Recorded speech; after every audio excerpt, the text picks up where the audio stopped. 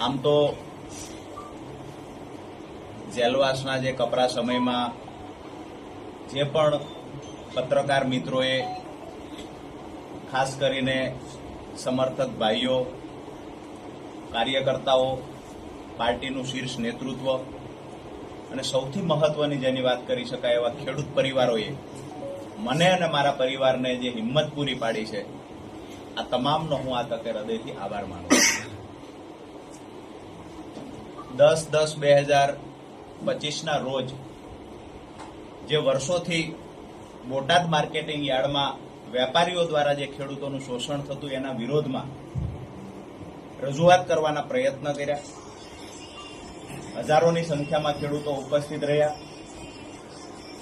માત્ર મૌખિક બાહેધરી આપી ખેડૂતોને ગુમરાહ કરવાના ક્યાંક ને ક્યાંક એપીએમસીના સત્તાધીશો દ્વારા જે પ્રયત્ન થયા, ખેડૂતોએ લેખિતમાં બાહેધરી માંગી કે ફરી વખત કડદાના બહાને અમારી સાથે છેતરપિંડી ન થાય, આ બાહેધરી જોઈએ છે.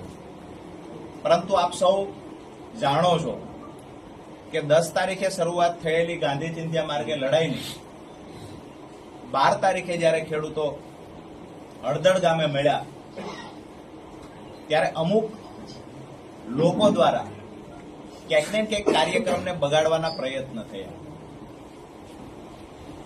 કાર્યક્રમ ખેડૂતો શાંતિથી કરી રહ્યા હતા. જેને પણ દોડવાના પ્રયત્ન કર્યા હોય, જેને પણ અમારી હિંમત તોડવાના પ્રયત્ન કર્યા હોય, એમને કહીએ છીએ કે 108 દિવસ કરતા વધારે સમય જેલમાં રહ્યા પછી પણ છેલ્લા 8 વર્ષથી જે ખેડૂતો માટેની અમારી લડાઈ ચાલે છે, આ લડાઈને અમે આગળ ધપાવીશું. ખેડૂતોના પાક નુકસાનના વળતરની વાત હોય, અતિવૃષ્ટિ અનાવૃષ્ટિના સમયે ખેડૂતોનું વળતર ચૂકવવાની વાત હોય, હાઈટેન્શન લાઇનનો પ્રશ્ન હોય, જમીન સંપાદનનો પ્રશ્ન હોય, સિંચાઈના પાણીનો પ્રશ્ન હોય, જ્યારે પણ ખેડૂતોએ અવાજ કર્યો છે અને મદદ માંગી છે ત્યારે અમે ખેડૂતોની સાથે ખંભે ખંભો આપીને ઉભા રહ્યા છીએ. આપ સૌના માધ્યમથી તમામ ગુજરાતના ખેડૂતોને અને મજદૂરોને ખાતરી આપું છું કે આવનાર સમયમાં પણ જે તાકાતથી લડતા એના કરતા બમણી તાકાતથી આવનાર સમયમાં ખેડૂતો માટે લડીશું. મહત્વની વાત એ છે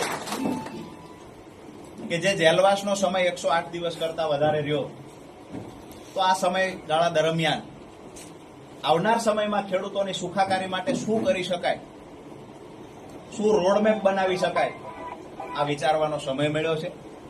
અને જે સમય મળ્યો તો એનો સદુપયોગ આવનાર સમયમાં જોવા મળશે. આપ સૌનો ખૂબ ખૂબ આભાર.